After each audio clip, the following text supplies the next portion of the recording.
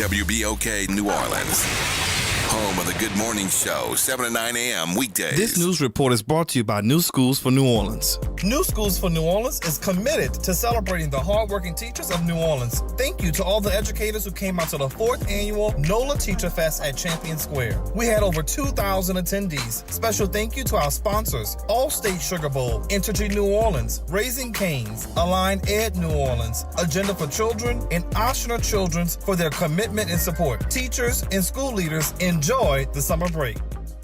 I'm Bree Wood with BIN News Now. Black Mayor Eric Adams defended NYPD after reporters pressed him on the ICE arrest of a Bronx student. We don't coordinate with ICE on civil enforcement. I handle what happens in the city. You carry a gun, we're gonna lock you up. He clarified 20-year-old Dylan was arrested at court, not school, and now faces gun charges. President Trump says Canada could be protected by his Golden Dome missile defense shield for free if they become the 51st state. Trump made the announcement on Truth Social Tuesday and claimed Canada, quote, very much wants to be a part of his proposed missile defense system. And former NBA star Shawn Kemp is pleading guilty to assault charges to avoid a trial. Kemp is accused of shooting at 2 men inside a Toyota 4Runner outside the Tacoma Mall in 2023 while trying to recover items the men allegedly stole from him. Kemp will be sentenced August 22nd. Get BIN News Now on demand 24/7 on the iHeartRadio app. Good morning, wake up. The Good Morning Show. Good morning. On WBOK.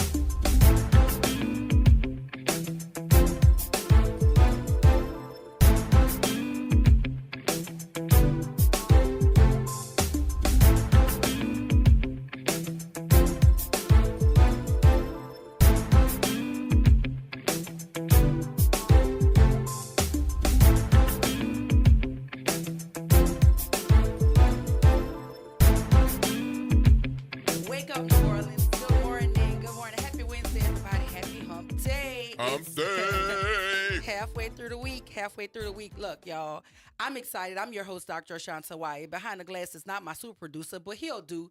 It's our general manager, Justin Lewis. Hey, Justin.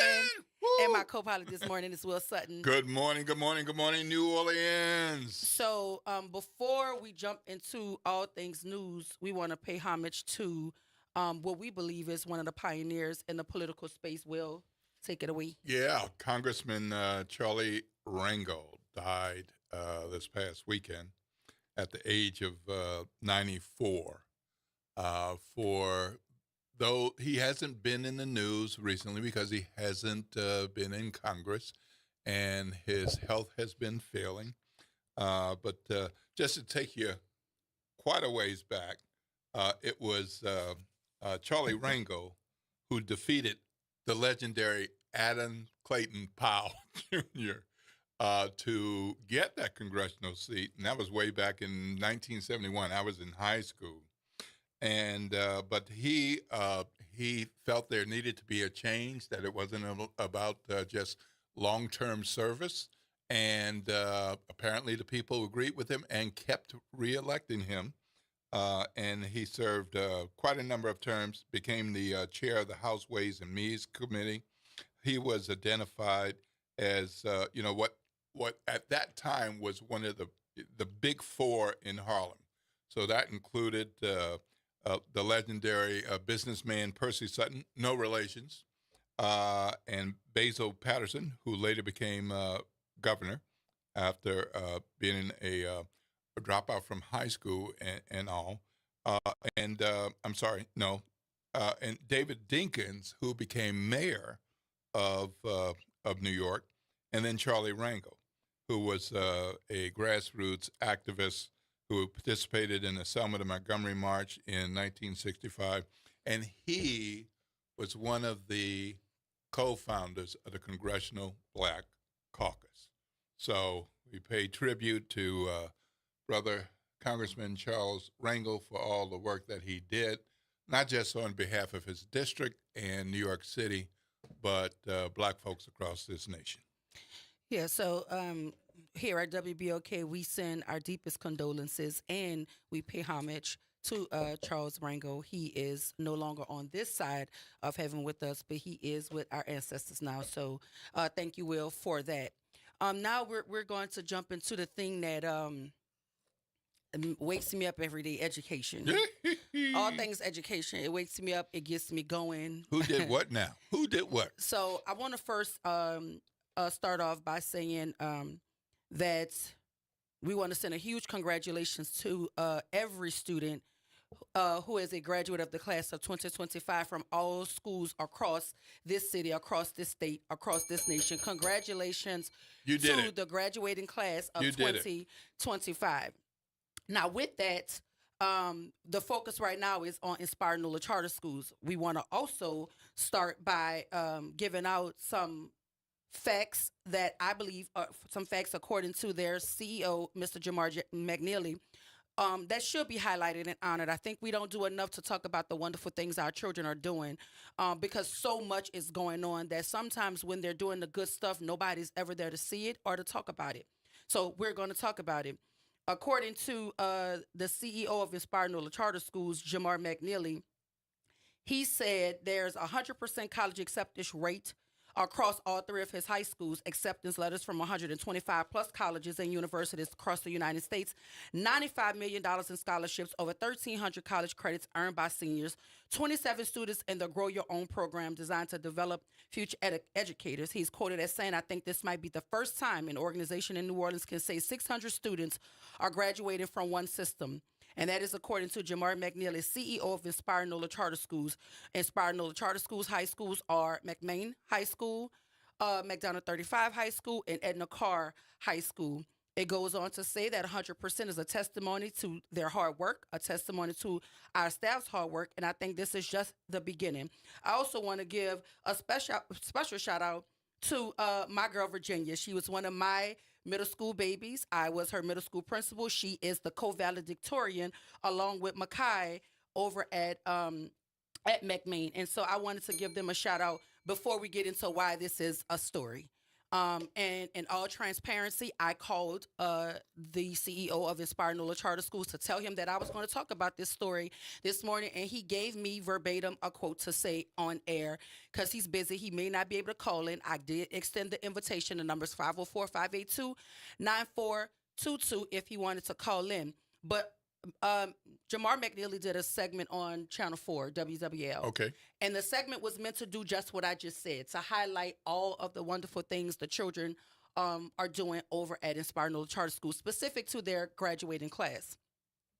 In doing so, he made a statement that has since rattled the base or the alumni of McDonough 35, which we know what the historical context of McDonough 35 is to the city of New Orleans. Nobody will ever dispute that.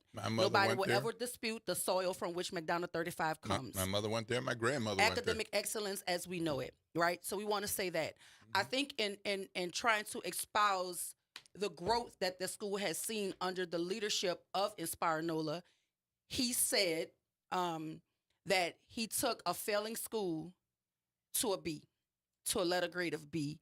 He upped the enrollment. And all of the things he said, I'm going to tell you right now, from his perspective, I do not disagree with. What I disagree with is the context, right? We have to be honest about the context. I don't know, and I did not know that McDonough 35 was ever a failing school. Let me just say that. I was in the school board meeting when that school was forced to charter, and it was forced to charter. Mm-hmm. They stopped the enrollment, which is why the enrollment was low. That was a district thing. That was not a organic. Kids just were not choosing 35. Kids were not wanting to go to 35. That's not what it was.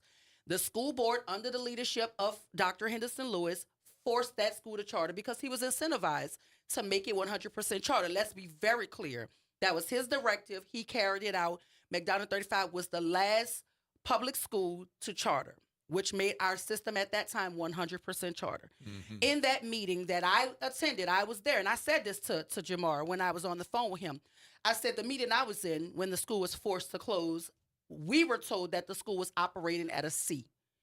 His response to me was, well, Doc, when we took it over, it was a D headed to an F. I'm not saying that two things can't be true. What I'm saying, as far as the public knows, that school was sitting at a C when that school was forced to charter. Now, what the school was when you actually got possession of it, he's saying it was a D headed to an F. I would like to see the documentation on that. What Jamar McNeely told me is he's not focused on having a battle between charter and public. He's focusing on all of the wonderful things that the children are doing. I'm not going to dispute that. But what I told him was, and I said this, and he knows, I told him I was going to talk about it. This is not charter versus public. This is not that argument. This is do not rattle your alumni base for one of the most historically rich alumni in the city, period. That's all I was saying to him. It makes no sense to do that. What he was saying to me was he has a lot of support from the alumni, and he's not concerned about the few people who seem to be upset about the segment and what he said. He said he stands by what he said because when Inspire NOLA took possession of McDonald 35, it was a D headed to an F. And I vigorously pushed back on that because I was sitting in the meeting when it was forced to close as a traditional public school and was made to charter. And what I'm telling him is, and what I'm telling anybody within the earshot of my voice, two things can be true. The way we know the school was forced to close, it was sitting at a C the day that we knew about it closing as a traditional public school. What he's saying to me is by the time that he got possession of it under his umbrella, it was a D headed to an F. That is what he said. That is per the CEO, Jamar McNeely. He did not want to get bogged down in the conversation about what he said on WWL because he was trying to highlight all of the wonderful things the children are doing. And what I will say to him, and as I said to him, we could have celebrated the children without the idea that we're also maligning what McDonald 35 once was. Because everybody knows what that school was academically. Everybody knows that. That is not up for discussion. So you would have been okay with the interview as it aired with the things that he said. Just celebrate the kids. But for the context of something that may or may not have happened the way he described it in the interview. Is that right? That is correct, with the caveat that is the way his perspective on the way that it happened. By the time he received McDonald 35, it is his stance that it was a D headed to an F. What I'm going to say is everything that he's saying and everything that the alum is saying, it's the district that did it. The district forced that school to charter. The district forced that enrollment to be low because they cut off their enrollment because they were trying to force it to charter. So what I'm saying is I would be upset too if I heard the CEO of Inspire NOLA Charter Schools, who is also the governing body for my high school, to say when I took over Edna Carr, it was a failing school, and when we took it over, we took it from I would be upset too. But there's context around the statement that I think is important to know. Maybe when you got it in your possession, that's the way that it was when you got it. But what we're saying is, because I was in the meeting, I was there. Can't nobody tell me what I heard and what I saw for myself. That school was not a D headed to an F when they decided, and by they I mean Dr. Henderson Lewis and the Orleans Parish School Board decided to force it to charter. That is how I remember it because I was in the meeting. That is actually how I met Treese Coward, who is now one of my dear friends. I met her at that meeting. And so I remember very, very clearly how that went.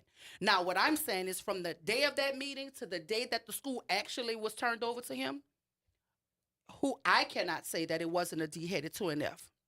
I can't say that because scores probably had come out by then. I'm not certain. I don't know that. What I do know is public facing, the public meeting that they had when Dr. Henderson Lewis forced that school to close, and I'm going to keep on saying it because that's what happened. It was not a failing school. It was not a D headed to an F. So two things can coexist, but what we have to do is be clear about what we say. Why things happen. and why it happened, because that school was not organically failing. The school was never organically failing. It is historically in a school of academic excellence. That's what it's always been.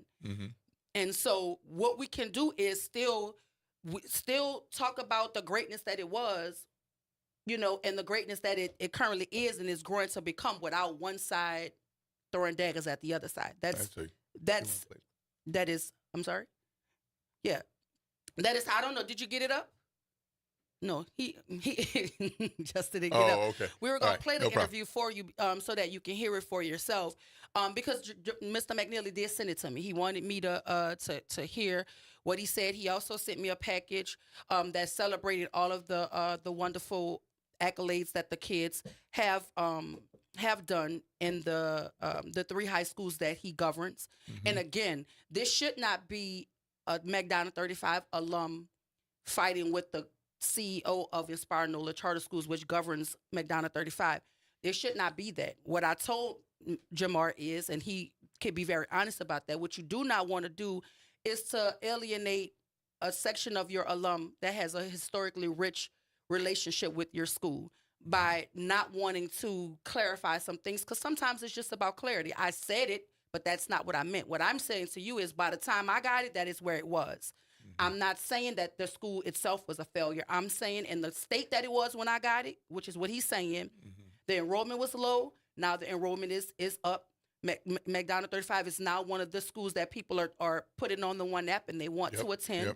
And that is something to be celebrated. But we can celebrate that without saying that the school, because we understand what that school was. And I think that's the context that's important to understand. I don't think that there's a St. Augustine graduate that would be okay with anybody taking over or coming in at St. Aug and talking about, you know, before I got here, it was in disarray, it was dismal. Because we can talk about the improvements without actually making folk feel like we taking shots. And as fabulous as St. Aug is, over the decades, Yeah. we've had our If we're gonna be honest. we've had our ups and downs. Yeah. But And, as has every school absolutely. in the city of New Orleans, and including Edna Carr, right? And so we're not immune from a up or a down, but what we're saying is this is not a conversation that we need to die. This is not the hill we need to die on. We just need the CEO to acknowledge that when he got it, that is what he said he was saying. When he got hold of the school, it was a D headed to an F. Enrollment was low. Nobody was choosing 35. But the context behind that, Mr. McNeely, is nobody had the opportunity to choose 35 at the time because they purposely closed off the enrollment because they wanted to force the school into the charter system. Those are facts. How long was enrollment closed? Oh, You it was recall? the year that meeting happened, which was one of the last operating years for it was close to the last operating year for Dr. Henderson Lewis as a superintendent. It was that whole school. It started off that way. Like they were not enrolling any kids. They were not allowing you to choose 35 on the One App. That's just what it was. The same thing happened to Harney. When they want to force a revocation, they can do what they do. And that is what they did. And I think that's the context that's important to know. But here is the thing. None of that should overshadow all of the wonderful things that the kids are doing. And for me, that's most important. So I'm going to say it again. Per CEO Jamar McNeely, 100% of college acceptance rate. Acceptance letters from 125 plus colleges and universities across the United States, $95 million in scholarships, over 1,300 college credits earned by seniors, and 27 students in the Grow Your Own program designed to develop future educators. And so that to me is the takeaway. So I'm hoping that this provides a level of clarity for the alum of McDonough 35, because I know how they feel about their high school. I know how you feel about your high school. I know how I feel about my high school. I want us to focus on the wonderful things that the children are doing, but I do think it was worth clarifying. Right. Context is important. McDonough 35 was never a failing school. And if it ever appeared to be a failure, it was because it was intentional neglect of the school. It was intentional disservice of the school, meaning closing my enrollment, not allowing kids to choose 35, bringing in folk who are not university-trained educators or anybody that's trained in pedagogy to get in front of children to teach them. That is an orchestrated hit on the school. That is not an organic decline of the school. Let's just be clear, right? And that so maybe at another point, but not at graduation with all the accomplishments and so many good things. Yeah, well, he did it in an interview. I don't think he said that at graduation. He did it in a WWL interview. Yeah, but the timing of it. But the timing of it. And again, I said two things can be true. He's defending all of the success and the work that his organization is doing, but we don't have to do so at the expense of the foundation of the school. McDonough 35 was never a failing school organically. Let's just be clear there. 7:21, folks. Yeah, we got to go to break, y'all. 7:21, you got somewhere to go. Better get up and get going. Got to hear a word from our sponsors, but when we come back, we'll talk to Attorney Fritz Messenger. I hope I said your name right. We're talking about House versus the NCAA case, potentially allowing power conference schools to directly share revenue with athletes for the first time in NCAA history. The athlete in me is jumping. Y'all stay with us right here, WBOK 1230 AM, what New Orleans is talking about. All day long.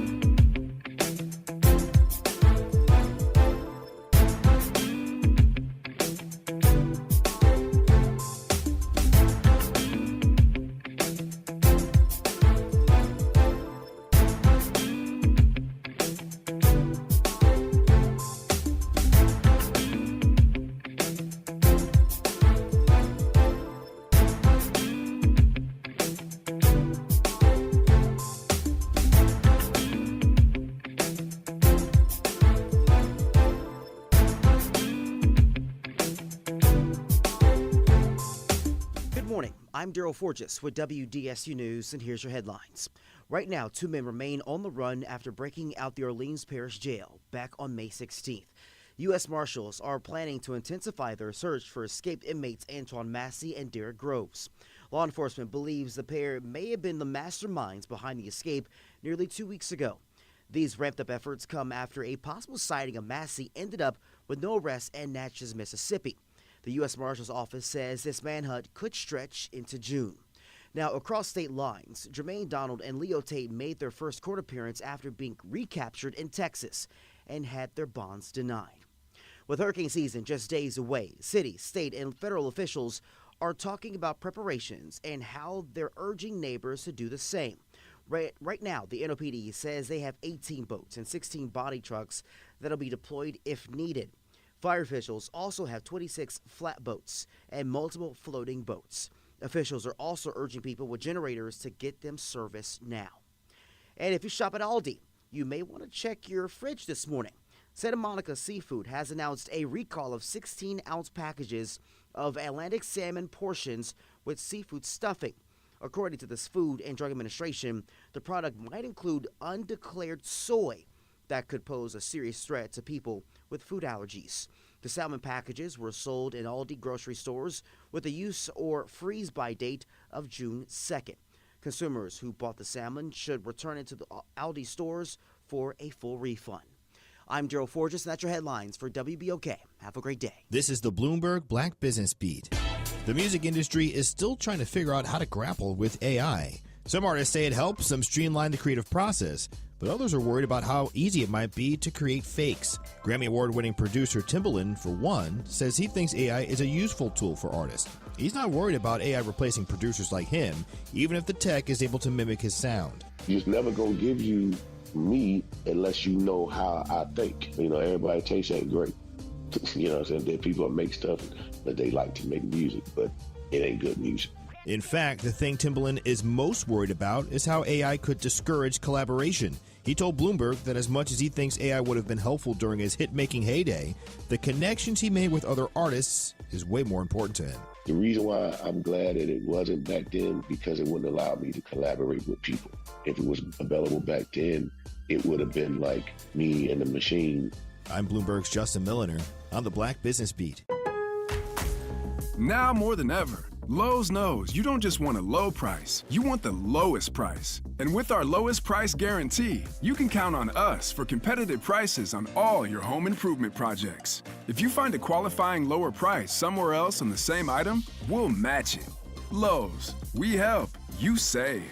Price match applies to same item. Current price at qualifying retailers. Exclusions and terms apply. Learn how we'll match price at lowes.com/lowest price guarantee.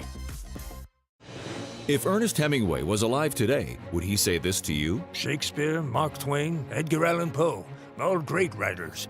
And after reading your book, I simply must add you to the list. Wait, you don't have a book yet. So make a free call to Page Publishing. Turn your book idea into publishing gold. 800-215-6818. 800-215-6818. That's 800-215-6818. Connect with NOLA Public Schools. Follow us on Instagram, Facebook, and X for the latest updates. Sign up for District Digest, our official newsletter where we share district achievements, celebrate student successes, and keep you informed about our vision of providing a high-quality education. And don't miss our school board meetings. Watch in person or live stream on YouTube. Stay informed. Stay engaged. Visit nolapublicschools.com today. Again, that's nolapublicschools.com. Hey, New Orleans, look for important changes to your natural gas service. This summer, Delta Utilities takes over for Entergy Gas with a Louisiana-born, Louisiana-based approach to safe, clean, reliable natural gas. No interruptions or rate changes due to the transition, just dependable service and modernized technology to keep you running smoothly. Get to know us at deltautilities.com and stay tuned for more later this summer. Delta Utilities, focused on natural gas, committed to New Orleans. Making a difference in the community. WBOK 1230 AM. Good morning, Wake Up. The Good Morning Show. Good morning. On WBOK.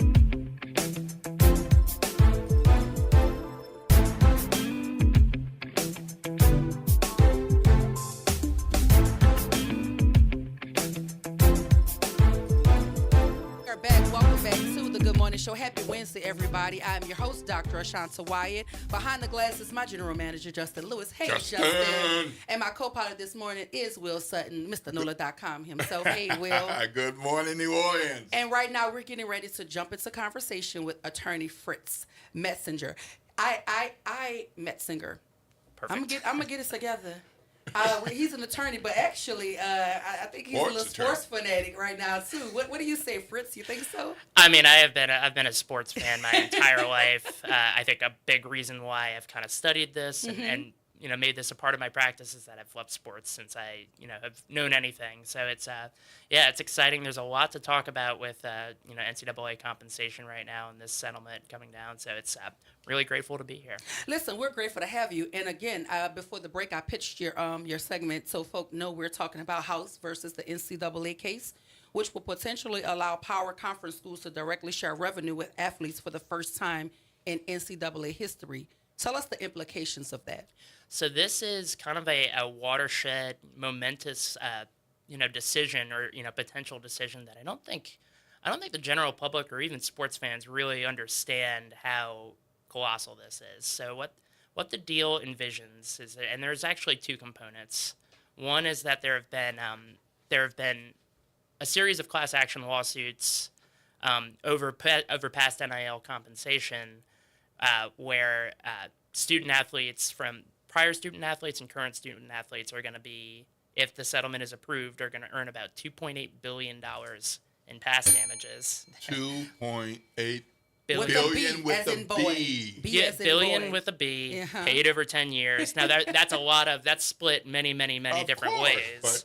But that's an important thing, and that's why a lot of former student athletes and current student athletes, frankly, are excited for this deal to go through.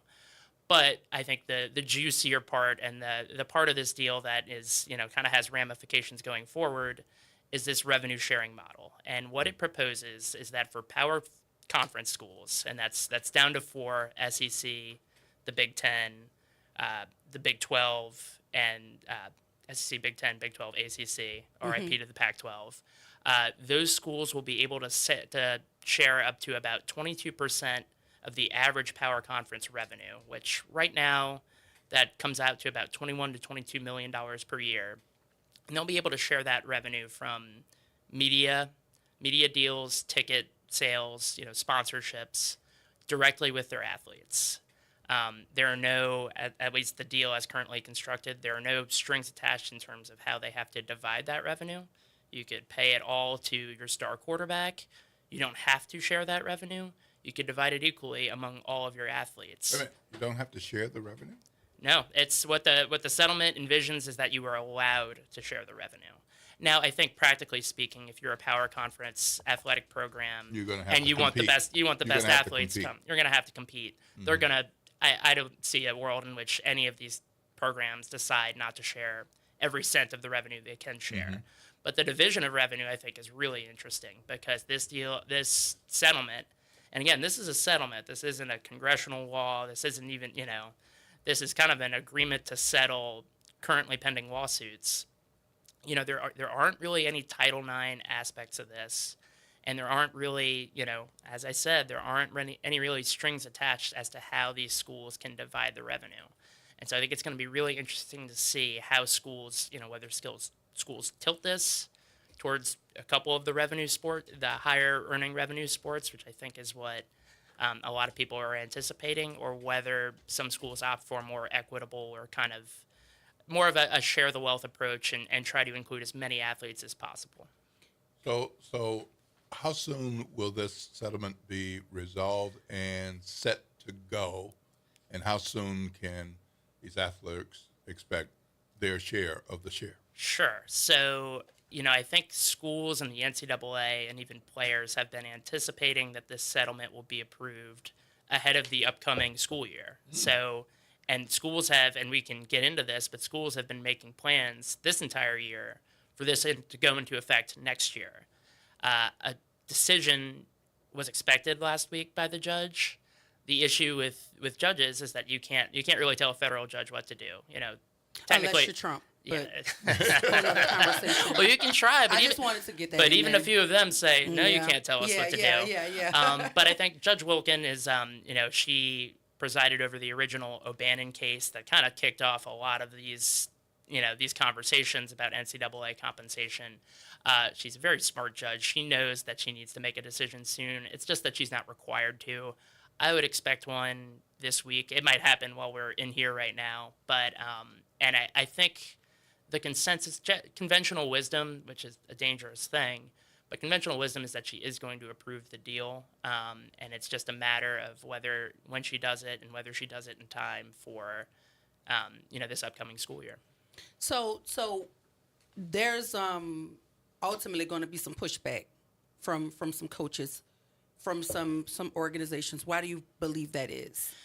So I think there are some concerns, but what I will say is that the reason, I keep mentioning this is a settlement. So this is something the NCAA and power conference schools agreed to. And I think a big reason that they agreed to this revenue sharing model is that they actually are hoping that this kind of curtails what has happened in the NIL realm. And yes. that I think the idea from the school perspective is that they're going to establish this new, they're taking kind of rules enforcement away from the NCAA and its infractions committee, which has been very, very controversial for its entire existence. Mm-hmm. They're creating this new commission, and they're going to have a CEO. And what they're basically proposing to do is say, okay, look, you've got a $22 million salary cap. You can share that revenue directly with your athletes. In terms of NIL, we are going to enforce the rule, and this has always been the rule. It just hasn't been followed very closely. But we are going to enforce the rule that name, image, and likeness payments have to be legitimate name, image, and likeness payments. And so they have to be, if you are representing a car company or a business, you have to be, compensated as you would expect someone that, represents that business would be compensated. It can't be what I think is happening now, which is a disguised payment to get an athlete to come to a certain school, transfer to a certain school, or stay at a certain school. But Fritz, you know, and I know that that's been happening since and I don't foresee the House decision changing that, because you'll still have folk who will break the rules, bend the rules, do all sorts of things that fly in the face of ethics. They will do it. Do you think that this case is going to be a direct response to what we have seen happen in the name, image, and likeness realm, whereby schools are literally attracting athletes based on finances? Do you see this decision being something to kind of curtail what is happening in that space? I do. I think that's the billion-dollar question. I think that's what schools are hoping, is that they're saying, we're going to stop what's happening in the NIL. We're going to stop this wild, wild west mechanism of, jumping in the portal. These collectives, mainly, jumping in the portal every semester. So I think that's at least what schools are saying. Yeah. The problem, Dr. Wyatt, as I think you rightly point out, is that if you look at the 100-plus year history of the NCAA, it is a history of schools circumventing and skirting around the rules to get the athletes they want, and you've to make more also money. made hundreds of billions of dollars already. Absolutely, right? and I think if you're in a competitive atmosphere, which this is, especially the past few years, the schools have been working with NIL collectives to attract the best athletes. Yes. And so now, if you're suddenly shifting to this revenue sharing model with a salary cap, but you have an NIL collective that is not subject to that salary cap, and you say that you're putting in this new commission to enforce the rules and make sure that they're not going out of control with pay for play payments. But I mean, like I said, I think the fundamental question is how many schools, how many people are going to try to circumvent the rules. I think if you look at the history of the NCAA, it would certainly suggest that a lot of people are going to try it. Absolutely. And I think it's whether this commission has the teeth and has the capacity. How are you going to manage that? Exactly. Does it have the capacity? And when it comes down to it, I think another fundamental question that nobody has a clear answer to: how do you distinguish pay for play from true NIL? Because it's subjective at that point. It's absolutely. If you are a Baton Rouge local business and you pay an LSU athlete, and you pay them a fair market value for the services they provide, you could argue, yes, that's a legitimate NIL. But I think the reality is that a lot of those businesses are probably paying those athletes because they play for LSU. Yes. Because they want and them nobody's going to say that out loud. Nobody's going to say that out loud. And, I think it's just there's an enforcement problem there. And so I think it all comes down to the extent, I think, Dr. Wyatt, as you pointed out, the capacity to enforce and the willingness to, if somebody is really brazen and egregious in breaking the rules. As most boosters are. As boosters always have been. They're audacious, let's be clear. Absolutely. And especially the last few years when the NCAA, because it's been worried about being sued and losing in these lawsuits, which it has been for the past decade, NCAA just hasn't been enforcing the rules. And so you have these issues with the portal, and you have these issues with athletes trying to renegotiate their NIL deals and just leaving. And it's kind of become something that I think, this is subjective too, but is probably affecting some people's appreciation for college sports. Yeah. Is that going to be curtailed at all? I think that's the fundamental question. That's the hope from the schools. And so you mentioned LSU and Baton Rouge. Sure. There are other schools in the state and other schools in Baton Rouge. So an HBCU like Southern competes to get students as well.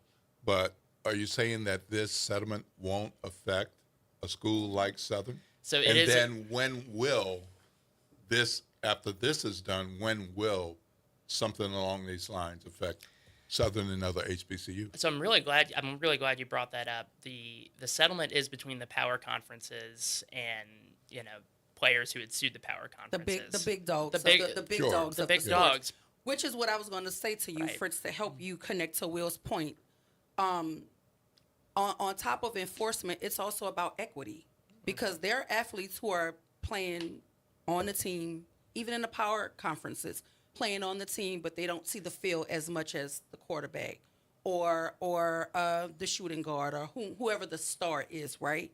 When we talk about revenue sharing and we're talking about compensating these athletes, how does the money get down to the last person on the bench, or does it ever reach the last person on the bench? You know, I think that it's a really good question, and I think there are certainly concerns about that. And I think, you know, I think a big issue, I think to Will's point, I think a big issue is, you know, HBCUs, group of 5 schools. Because HBCUs are the last people on the bench in terms of how we look at the structure of power conferences and then HBCUs. They're not even in the same conversation more often than not when we're talking that type of level of athleticism, which we should, but we just don't, because a lot of our athletes are not choosing HBCUs. They're choosing the LSUs and the Alabamas and Ohio States of football. It's a tough decision, and Yes. I don't know if there's a full solution to the college athlete who goes to class, works extremely hard, kind of dedicates their entire college career to their sport and to being a student, but their sport doesn't make as much revenue, and so they're not they're not reaping the benefits that other student athletes are.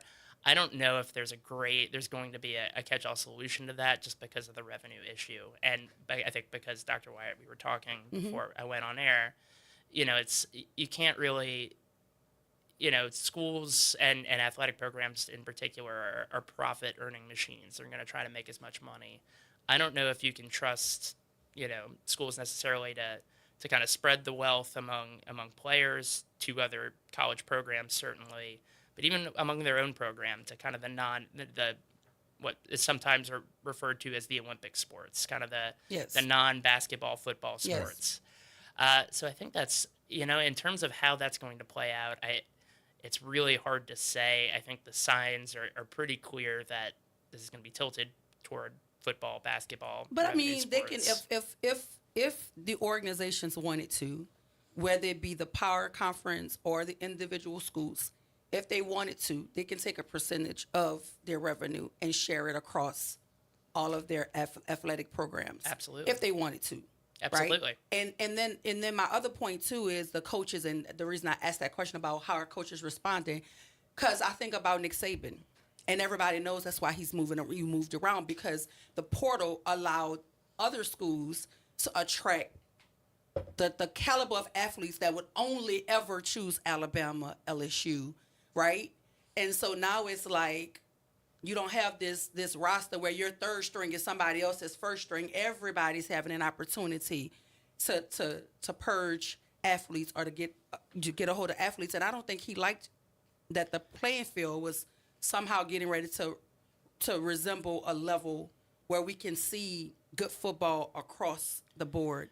Well, you know, the competitive balance part has always been interesting to me, you know, because it's... That was a nice way to say it, Fritz. Well, I think I don't think I disagree with you, but I think my perspective on this is then, look, it's college sports, especially, you know, the football, basketball, the Nick Sabans of the world, it's always been a big money enterprise. Mm-hmm. And there have always been kind of the bigger programs that have used their money to attract athletes. They've had better facilities. They've hired Nick Sabans. They've built the best stadiums. The difference in the past few years, and if this revenue share goes into effect, is that athletes are going to start to see more of that money. Yes. And then it's going to be redistributed to the athletes. And I think what you see, you know, and I know Coach Saban has complained about it a lot. You know, it's my alma mater's coach, Tony Bennett. You know, he was pretty graceful in how he left, but essentially I think he retired because he was like, this is a new skill set in terms of managing these payments that I am not equipped to handle. That's going from dial-up. Exactly. Exactly. And it doesn't mean that doesn't mean that this change is bad, but it just means I think there are coaches that have been doing things a certain way for decades and decades. And it's going to be unethical. And on a large level, it's not going to be legal anymore. But let's just be honest here. When we talk about the better facilities, that is because they can attract the better athletes, because it's a cyclical thing, right? Absolutely. The better athletes are going to choose the schools that have the better facilities, whose games are on prime time. They can get seen by more folk. But to Will's point with the HBCUs, that a lot of talent is at the HBCUs. They just don't have the exposure. Right. And I think what the NIL is doing is giving those type of athletes an opportunity to have conversations with the power conferences, to be seen. And I think, shout out to Deion Sanders too. When you take your talent to a place that most eyes are not on, and then because you're there, you're putting eyes there, I think that did something too for the sport of football on the collegiate level as well. And now you're seeing more former NFL players choosing to coach in these places that maybe nobody's ever even heard of prior to the Deion Sanders Jackson State thing or the Tennessee State deal with another former football player. So do you think that's going to have an impact on this NIL House versus NCAA structure? Yeah, I think you've identified one of the benefits for athletes of the NIL era, and even to HBCUs and to smaller schools, is that if it incentivizes staying at a school that is not as much of a revenue earner more. If you are able to earn some of this NIL, compensation, you feel like your name's getting out there. You feel like you're building your profile. It certainly makes it, it makes it more of a decision as to whether to stay at a smaller school or try to jump to a big power conference, revenue earner. I don't. With the salary cap, if the settlement works as intended, I think, frankly, it's going to depend on what the NIL money landscape looks like after this revenue share goes into effect. Because if it's still a situation where there are 7-figure deals being thrown around willy-nilly, then I don't know if it's going to be... How do you sustain that, one? But two, I think you still could see, athletes opting to stay at smaller schools if they feel like they're being compensated like that. Yes. But if NIL, on both the NCAA level, but, the HBCUs and the other conference, the other collegiate associations start to really crack down on NIL as disguised pay-for-play, I think you could see an effect. I think you could see more athletes opting or feeling like they need to go chase a power conference roster spot. And the amateur line continues to move. Well, I don't know if that line exists anymore. Well, what we do know is the takeaway is money and resources often tend to follow the talent. So wherever the talent goes is where the eyes go, where the revenue source goes. So hopefully this conversation, in my opinion, lifts the bottom up. Because I think any athlete that signs themselves up to be a service to their university should be taken care of. And I mean, it should be no more just the schools making all of the money while the athletes are struggling. That never worked. So at least the conversation is going in the right direction. Now, how far in that direction it goes, you got to come back and tell us, Fritz.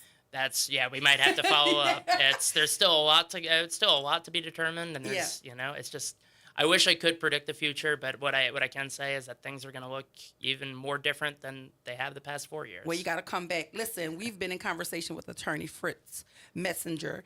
I'm going to get it together. Talking about the House versus the NCAA case, which will potentially allow power conference schools to directly share revenue with athletes for the first time in NCAA history. You promise to come back when you have more to share with us, because this conversation could go on and on and on. But thank you, Fritz, for being here. We have to take a break, but when we come back, Will and I are going to jump into the news, and we might continue to talk about the House versus the NCAA. We might hear from Jamar McNeely, because we finally have the article pulled up. We'll see. Stay with us right here, WBOK 1230 AM, what New Orleans is talking about. All day long.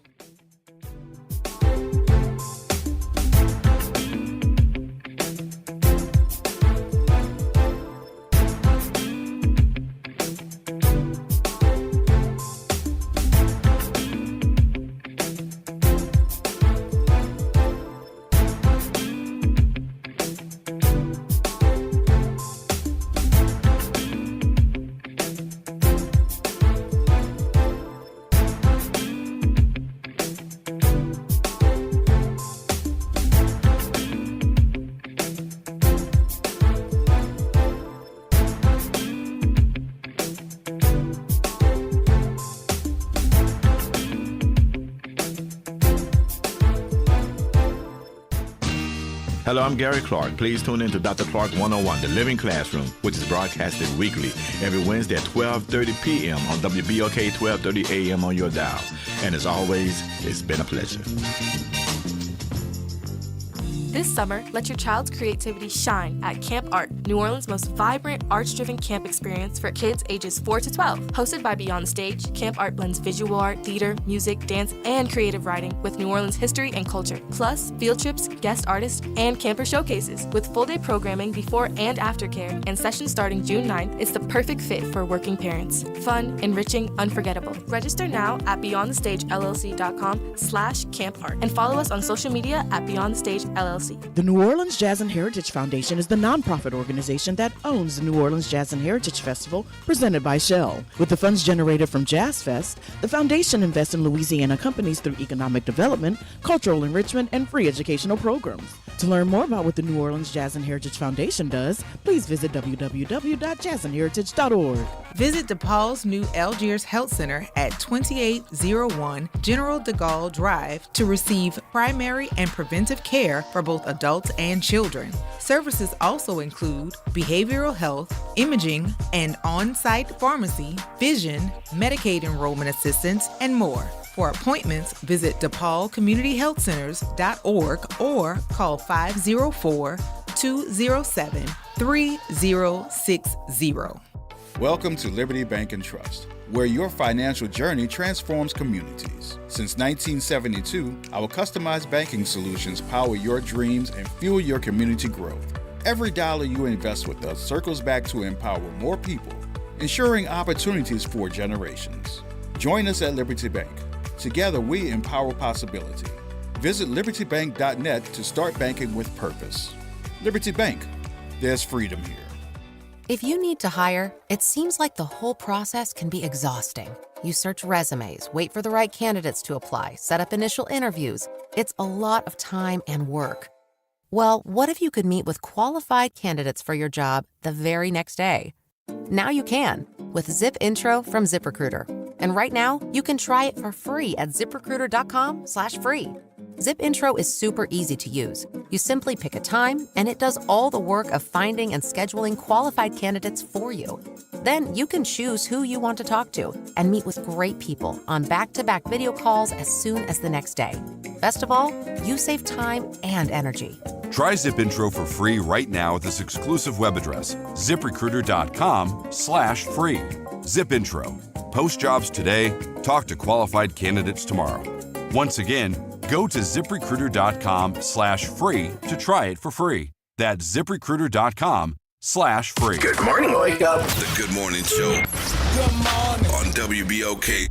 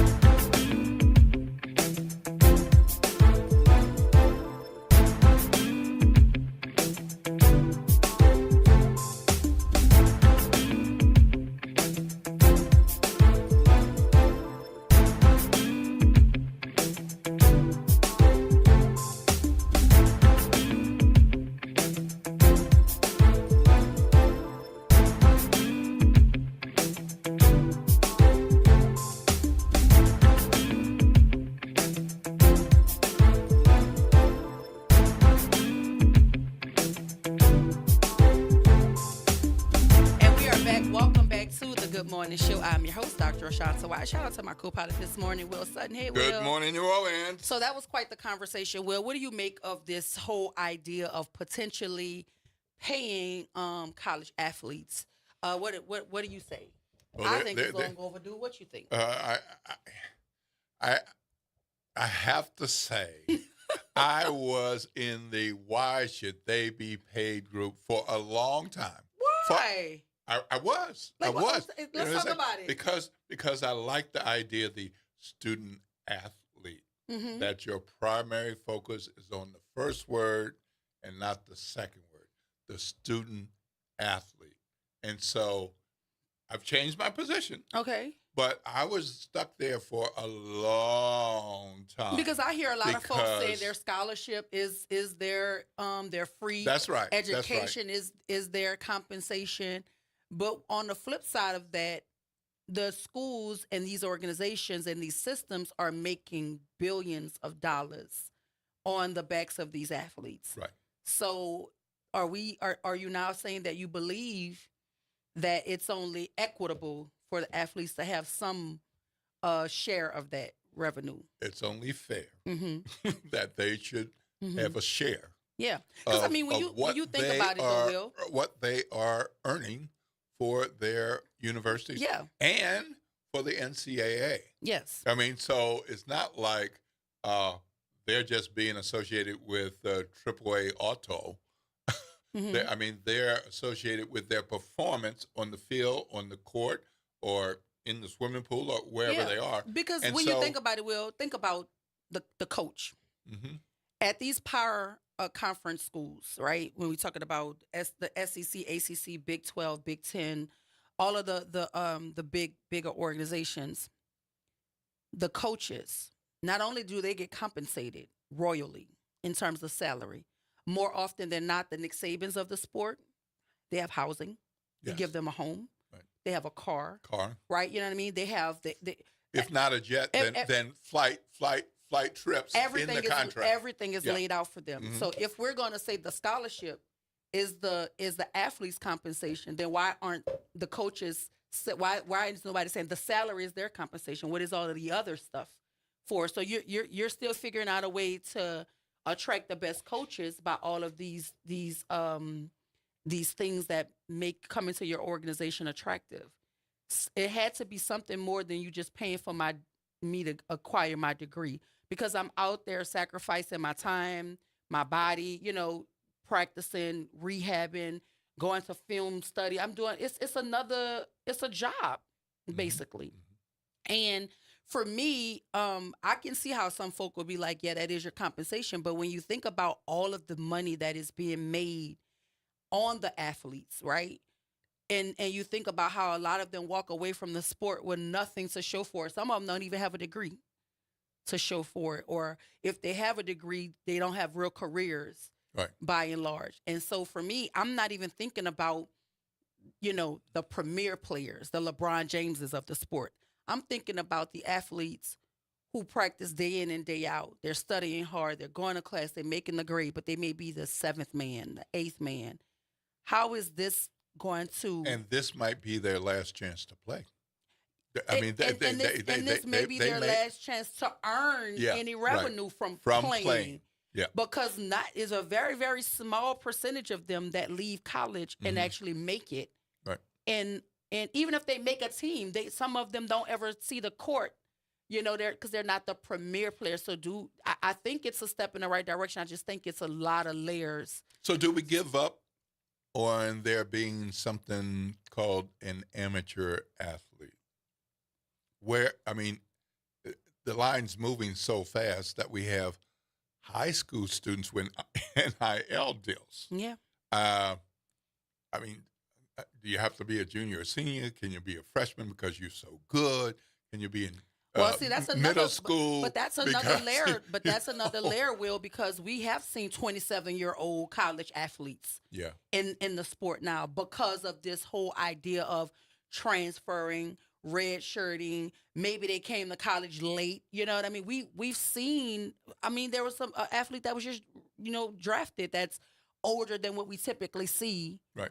College athletes leaving college to go to the next level, or coming from high school going into they're older now, like 25, 26. That wasn't the thing. They were like 21, 22. Now we're 25. They got families and wives now, going into the draft. Right. But I think it's a conversation worth having, and I think it's something to continue to talk about. Have they perfected the system? Absolutely not. But I think the system making all of the money and the athletes walking away with absolutely nothing, that was never a formula that was going to have longevity once folks started to get hip about their worth, right? They're coming to see me. Like, why am I not benefiting from this? And so I'm just trying to see what it's going to do to the booster world. Yeah, my dad's 94 years old. Mhm. So when he was playing football, it was in the 40s and the 50s. Mhm.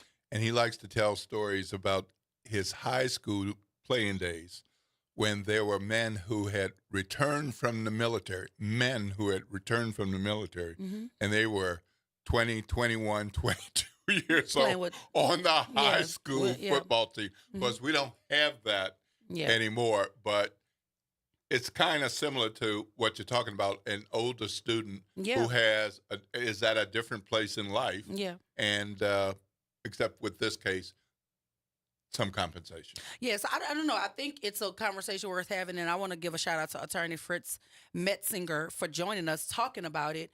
But it's so many layers to it. So he said he'll be back. We'll continue to unravel this thing, but we have to go to break. And when we come back, we'll talk to the Director of Grants for the Louisiana Endowment for the Humanities, talking about this $200,000 in grants given to 24 humanities organizations in 17 parishes to help with operational expenses. Is your organization in that number? We'll find out. Stay with us right here. WBOK 1230 AM, what New Orleans is talking about. All day long.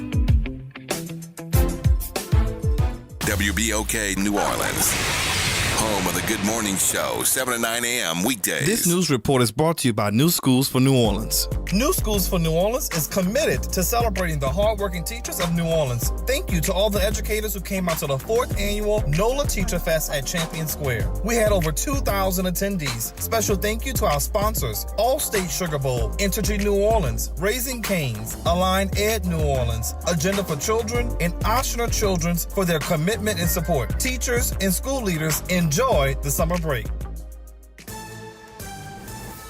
I'm Bree Wood with BIN News Now. Chicago's Black Mayor Brendan Johnson says gun violence dropped over Memorial Day weekend with 24 shot and 3 killed, down from 41 shot and 9 killed last year.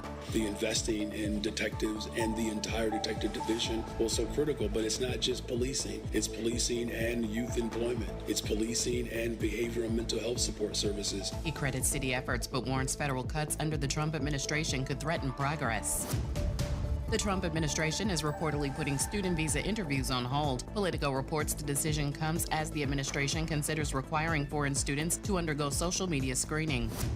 And Sean Diddy Combs' sex trafficking trial resumes in New York City. Ex-assistant Capricorn Clark testified he tried to chase Kid Cudi after breaking into his home. Cudi had earlier testified about Diddy's abuse of Cassie Ventura. Get BIN News Now on demand 24/7 on the iHeartRadio app.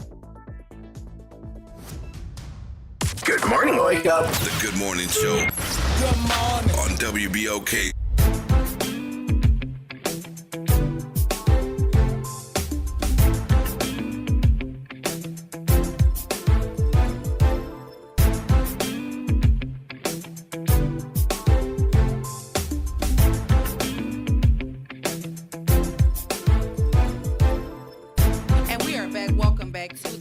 Show. Happy Wednesday, everyone. I'm your host, Dr. Ashanta Wyatt. Shout out to our general manager working the boards, Mr. Justin Lewis, and my co-pilot this morning, the Will Sutton. Hey, Will. Good morning, New Orleans. And right now, we're getting ready to jump into a conversation about some grant money. Everybody like to talk about money, and Erin Voisin is here. She's the director of grants for the Louisiana Endowment for the Humanities, and they have awarded 24 humanity organizations in 17 parishes to help with operational expenses. That is very exciting. Talk to us about that, Erin. Welcome to the show. Hi. Yeah, so we were able to fund 24 different organizations across 17 parishes all over the state in the different tiers of categories, $5,000, $10,000, and $15,000 for their general operation expenses. So just really trying to help sustain and support those organizations that do the frontline humanities work. And listen, and shout out to each and every recipient, but there's a recipient that jumped off the page for me, and I'm so excited for them, and that is the Black School. Yes.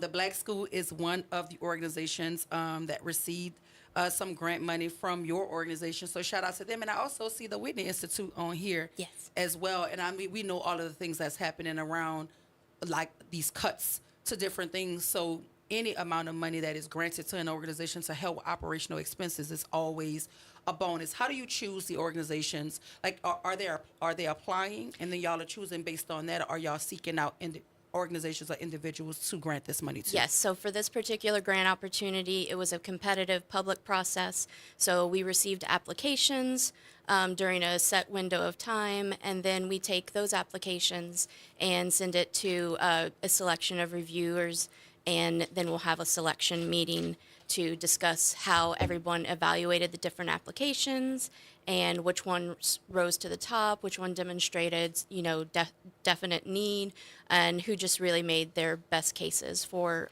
support.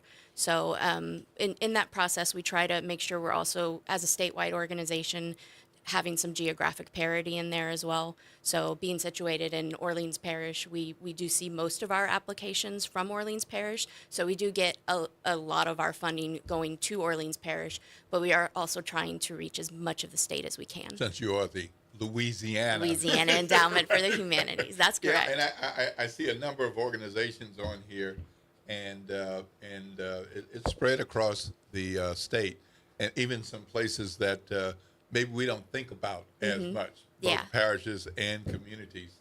And so how do you decide, like, how small is too small, or how much money you'd be able to give certain organizations?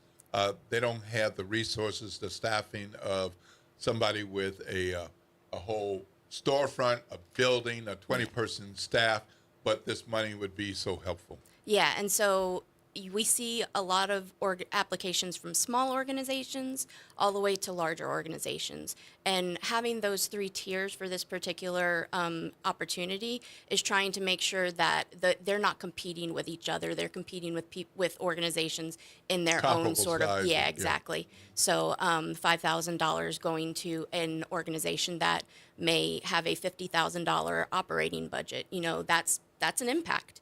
So it's not a whole support for an organization, but it can give them some breathing space, to cover some costs that maybe because of those costs they're able to look to something else that they really have been wanting to dig in on to replace maybe a position that they haven't had since COVID, or something along those lines. Well, I can imagine that there are people out there listening and saying, "Oh, I got to get in on that next year."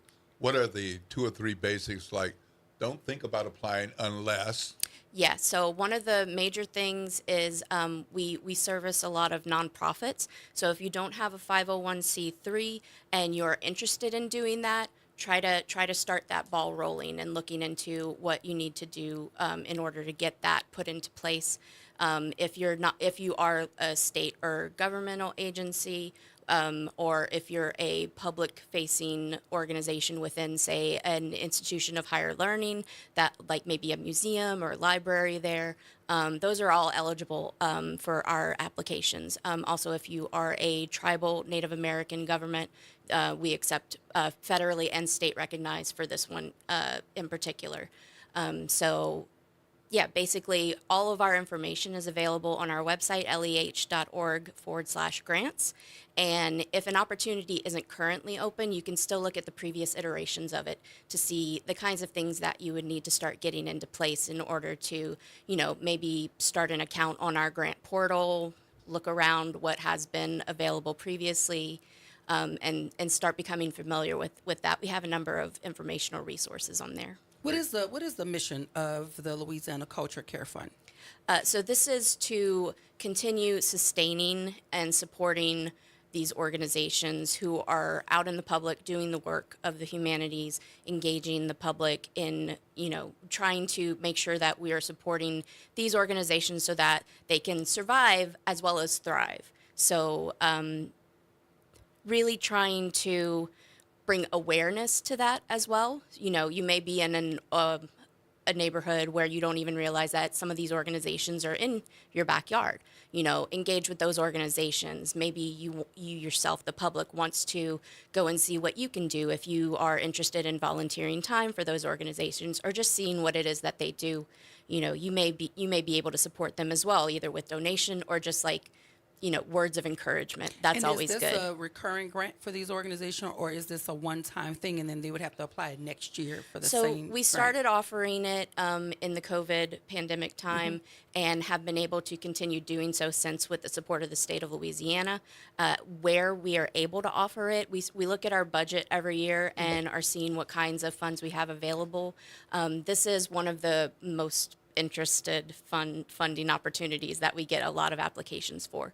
So there is definitely still a need and an interest, and as long as we're able to offer it, we try to make that available. But in the fall time, we start announcing what our cycle for the next year is going to look like. So if you're interested in getting those announcements, you can sign up for our grants contact list, and you can find that at leh.org/grants as well.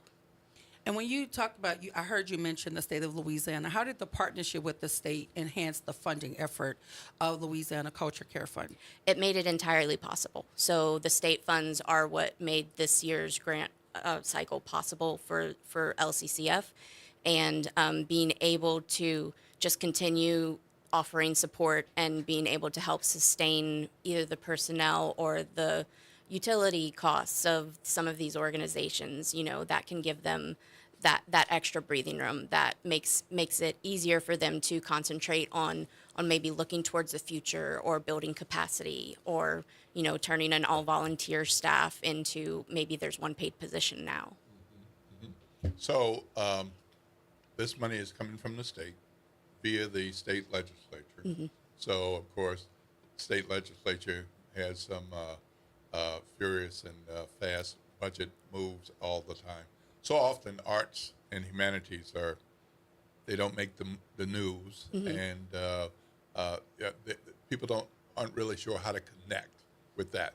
So to keep something like this going, if a business person, if a curator, if a culture bearer wants to see not particularly something for them or their organization, but they would like to see you have $500,000 instead of $200,000. What could they do on that front end with the legislature? We always encourage people to reach out to your legislators if you have personal experiences of previous grants with the LEH, or you've engaged in some of the work that our funding has made possible. They love to hear those stories, and we're so happy that there are so many stories over more than 50 years of doing this work in Louisiana. So that if you have your own story, we're always welcoming that on our website as well. Share those stories with us. We're always happy to have those examples that people are willing to share, to be able to demonstrate what the funding actually does, what the final result of being able to provide these grants are for the public, for the communities. So are there any plans for additional funding in the future through the Culture Care Fund? Because I know you allocated the $200,000, but are there plans to do more? We are continuing to look at our budget, and so once we get to that fall time, say around September, October, we should have a better understanding of what our next fiscal cycle is going to look like, and then we'll get that information as soon as we know it's available or not available. Even if we're not able to offer funding for a particular opportunity, we are still trying to provide as many informational resources as we can. So even if you go to our website and are not necessarily maybe looking for a grant, you can still find a lot of information there, particularly with emergency planning. I know that we're now getting into the hurricane season, and all of our cultural organizations are looking to how they can plan and be prepared for, crisis events. So when you're talking about the organizations, and I heard you mention your website a couple times, are there any snapshots of the recipients on your website where we can see like success stories, or maybe like, for instance, the Black School? Would I be able to click on a Black School and see what they're all about see that they're a 2025 recipient, see the kind of work that they do. Is that something I can see on your website? So we have general press releases at the bottom in the website. We're not yet to that point of being savvy enough to get to a direct link, but we highly encourage, if you see an organization on the public announcement that we make, go and check out their website, because they're always almost going to have one.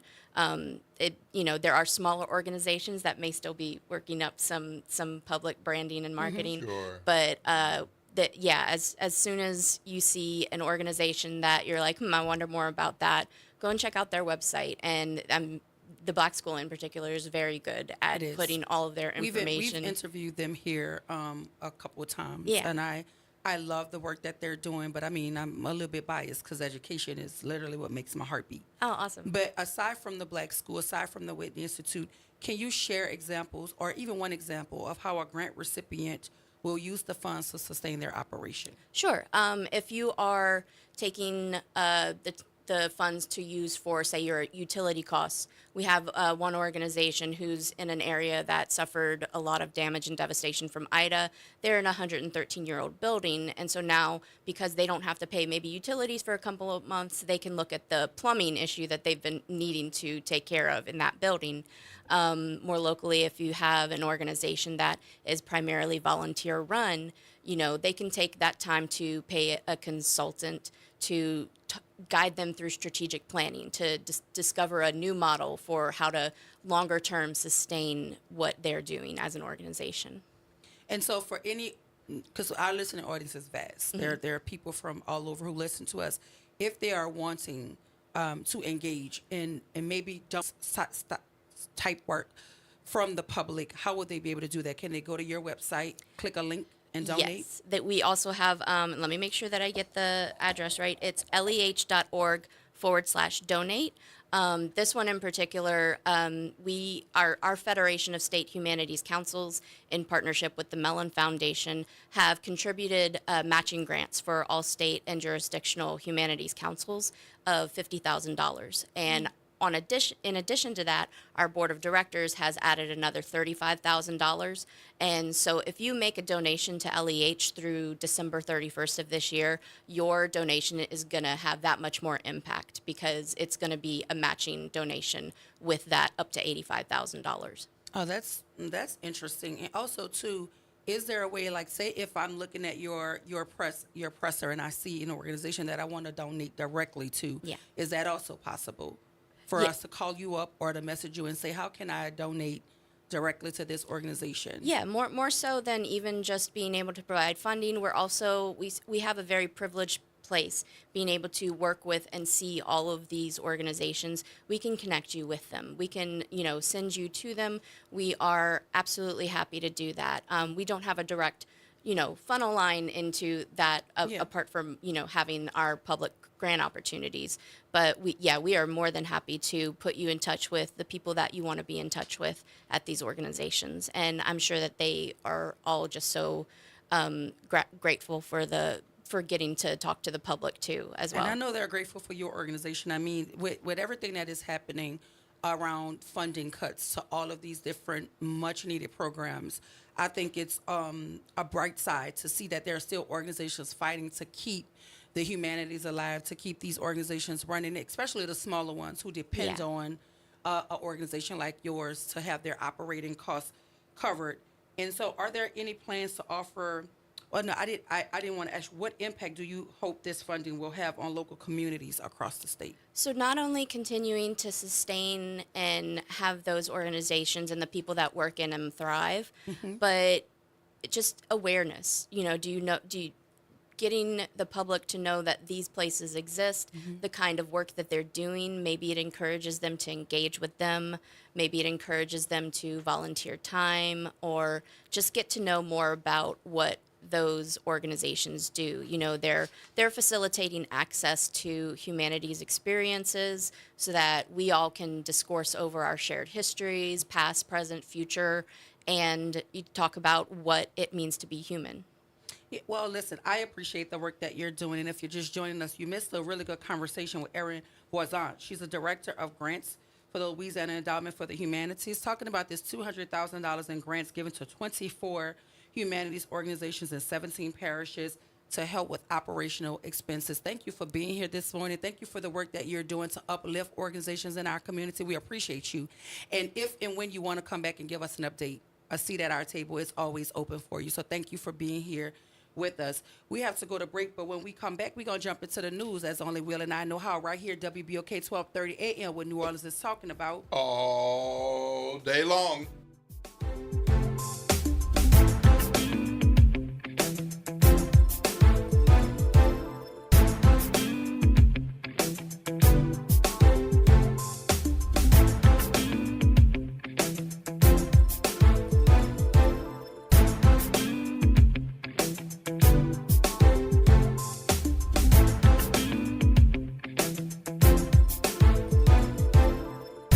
Hoops, Heat, The Truth, On Demand.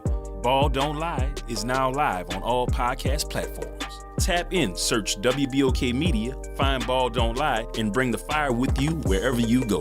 Download, share, and leave that 5-star review, because the game doesn't stop when the show ends. Good morning. I'm Daryl Forges with WDSU News, and here's your headlines. Right now, 2 men remain on the run after breaking out the Orleans Parish Jail back on May 16th. U.S. Marshals are planning to intensify their search for escaped inmates Antoine Massey and Derek Groves. Law enforcement believes the pair may have been the masterminds behind the escape nearly 2 weeks ago.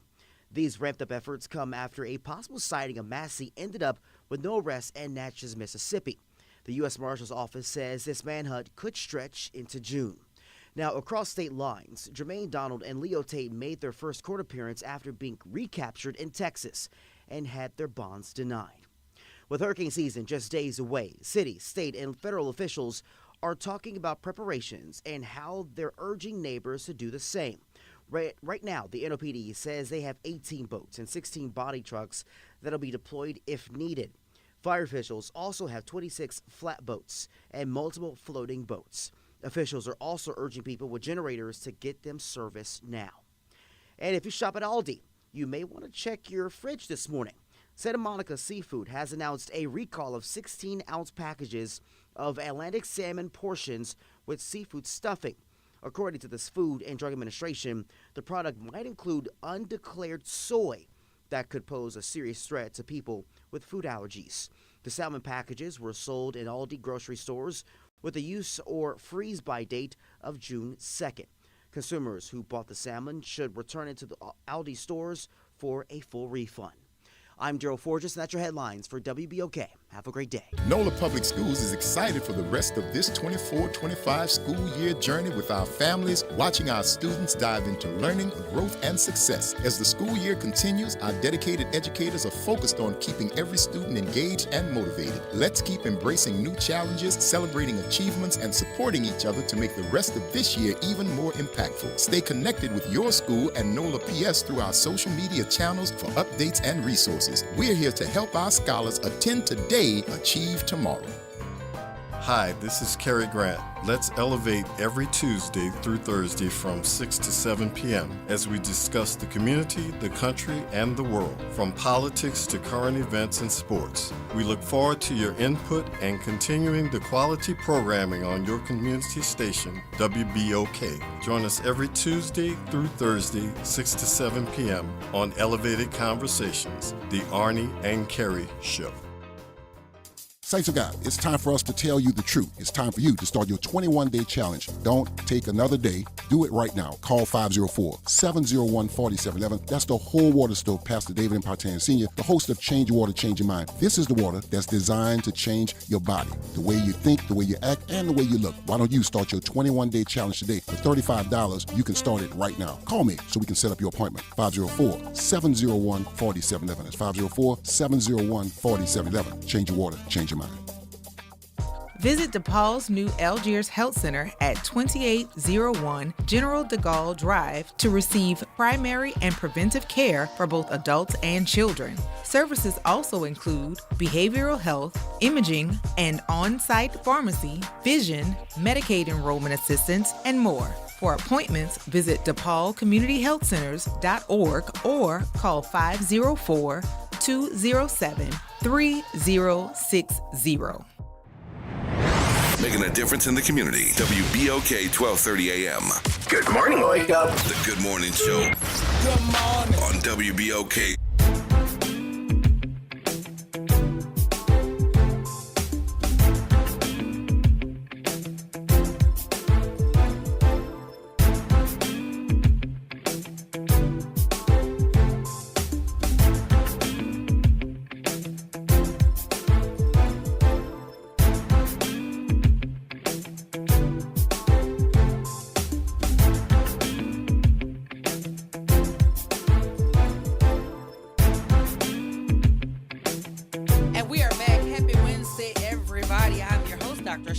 Shout out to our general manager, Justin Lewis, holding down the boards.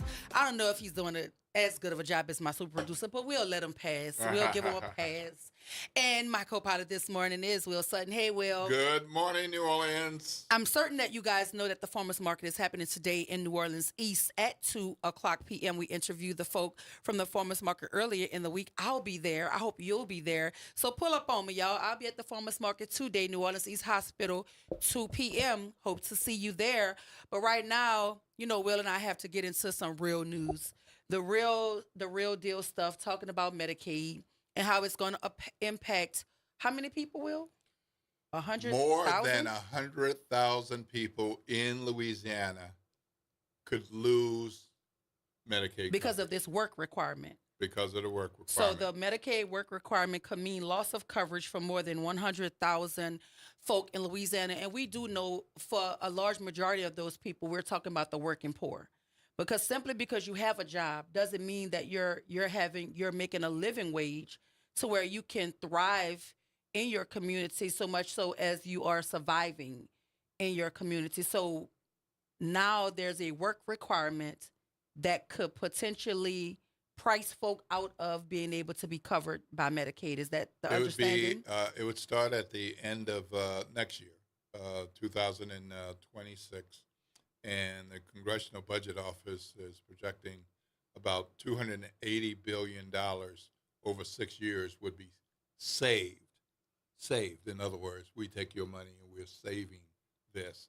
And in Louisiana, it could be somewhere between 139,000 to 158,000 adults that would go off Medicaid in the very first year. And that's one of the largest per capita losses of any state.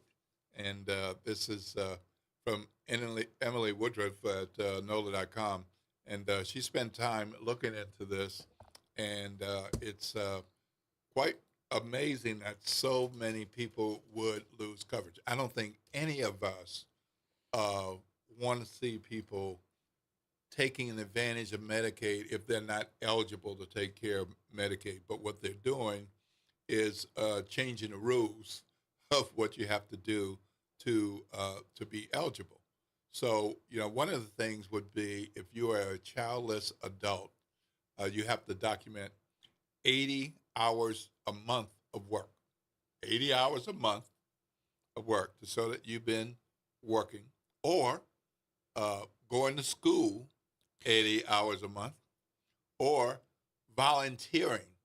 So They there are a wanna bunch of do people everything- who volunteer, but you would have to document. They want to do your everything but tax the volunteering. wealthy. That's basically what this is about. You'd have to document the good things So you got to that you jump through do hoops after hoop after hoop. to prove that you're doing some good with your able body.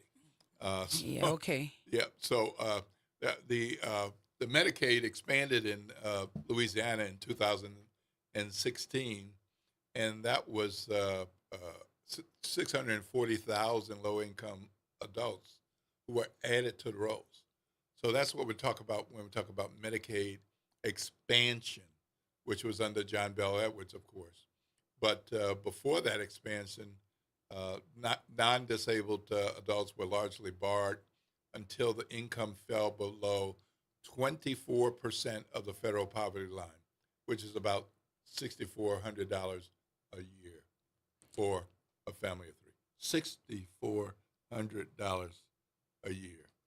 I know many people can live on that, even with one person.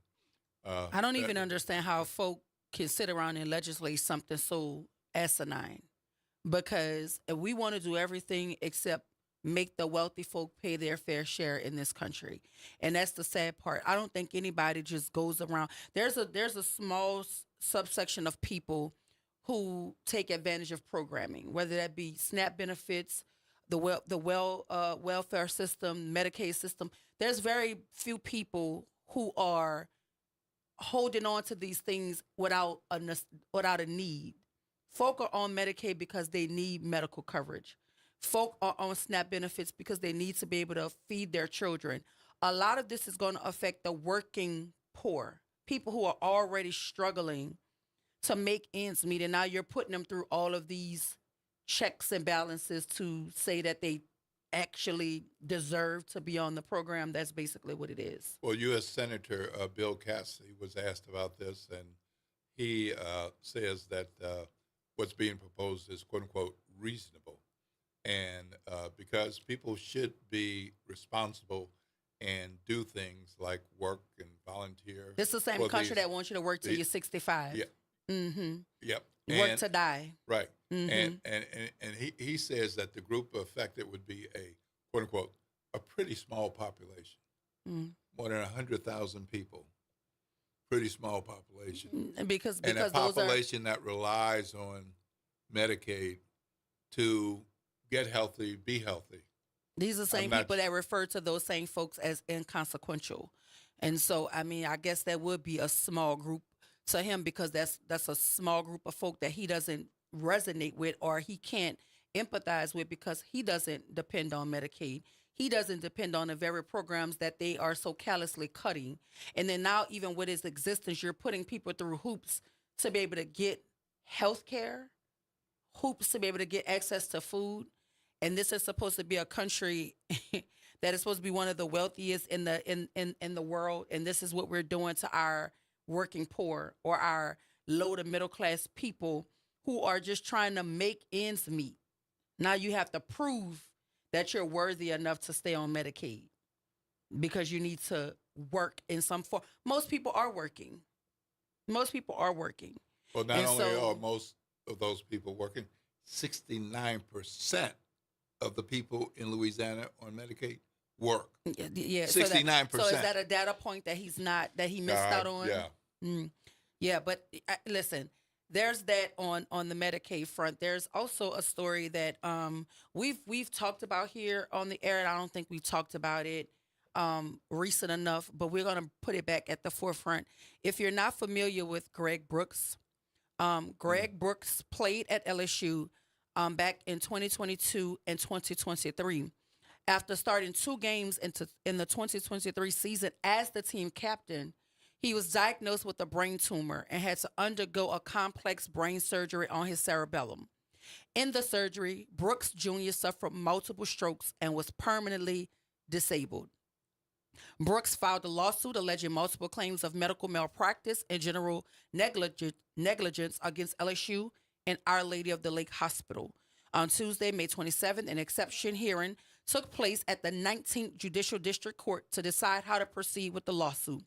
Brooks' lawyer argued that certain claims against LSU were not medical malpractice in nature, but rather general negligence, asking the court to let them move forward without what's called a medical review panel. Medical review panels happen before a lawsuit can proceed and evaluate whether or not the claim is medical malpractice. Judge Tiffany Foxworth Roberts agreed with Brooks' lawyers and ruled that Greg Brooks Jr. can move forward with his negligence claims against LSU and its athletic trainer Owen Stanley without having to first go through a medical review panel. I don't know if our listening audience is aware of this, but this guy was a standout athlete at LSU.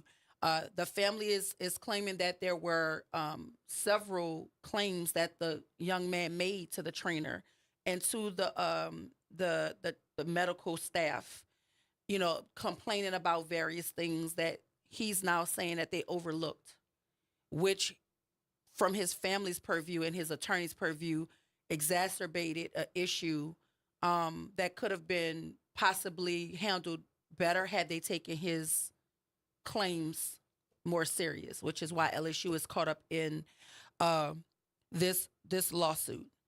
And if you've ever seen this young man speak post incident, it's heartbreaking. I watched an interview with him and Ryan Clark. Ryan Clark is also a TV personality. He does a podcast. He's worked for ESPN.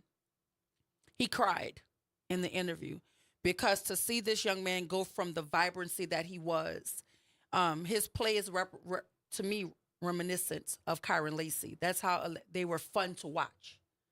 And now to see him struggle with speech,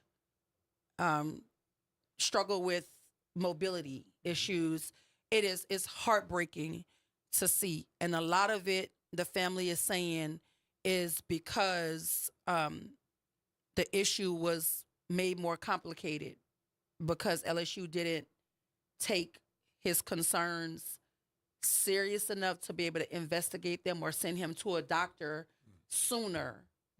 And that those are the allegations that are being made. And so they're claiming negligence and delayed treatment. That's what they're claiming. And so when it comes to this lawsuit, the judge has sided with the family and saying that they can move it forward. The attorney is saying this court did an excellent job, was very patient, was very well prepared in making the ruling that we get to continue. Greg Brooks could continue going forward and will get his day in court. And that is per his attorney, Jeff Rosenblum, who is representing the family of Greg Brooks and Greg Brooks himself. And so they're saying they're pleased with the outcome. It's in my opinion, I want them to be able to, be made whole in some shape, form, or fashion. But this child will never get the quality of life heck of a thing to that he once come close to being whole. He once had, and to me, that is that's heartbreaking. That is the sad reality that no amount of compensation will be able to give him back the fullness that he once had in terms of mobility, in terms of speech. But his family, he and his family, they're making the best of the situation. He's going through his rehab. He's getting stronger every day. But if you just listen to this young man talk one time, it is going to break your heart, especially when you see it juxtaposed against the vibrancy that he had on the football field, because that is what they show you every time he speaks. They show you clips of him on the football field for LSU. And he was fun to watch. He was electrifying to watch. And, just as I think about Kyron Lacy all the time and what could have been, when I hear Greg's name, I always think about what he could have had in terms of a full career playing the sport that he loved. And it's just heartbreaking to say that negligence or a delayed treatment is being named as the catalyst for his current state. And so, I guess the takeaway here, as we always say, is to believe people. Like, I don't know your pain. I don't know what you're dealing with. But if you're telling me something is bothering you, if you're telling me your head is hurting, if you're telling me your chest is hurting, I have to believe you. I have to send you to go get examined, because who am I to say that you could push through? This may be the alert that you need to signify that something deeper is going on. And the family is saying because those things were not addressed sooner, this is why Greg Brooks Jr. is in the current state that he's in. And I mean, it's just a sad case all the way around. But a medical review panel happened before the lawsuit can proceed, and it evaluates whether or not the claim is medical malpractice. And so what the judge is saying is they can move forward without having to have that. They have, I guess, enough. She's seen enough. Maybe their claim is strong enough that they can move forward. So that's where he is in the fight for some sort of justice for this complex brain surgery that did not go in the way that would have given him the quality of life that he deserved. And so because of that delay, the family is saying that is why he suffered these multiple strokes, and now he's permanently disabled. Yeah. It's 8:40, y'all. If you got somewhere to be at 9 o'clock, in New Orleans, every place is about 15, 20 minutes away. And you got about 20 minutes to get there on time. If you don't get going, then you're going to be late. We talking about some of the news of the day. And one of the things we talked about yesterday and Monday was the outage and what the heck happened. Who is MISO?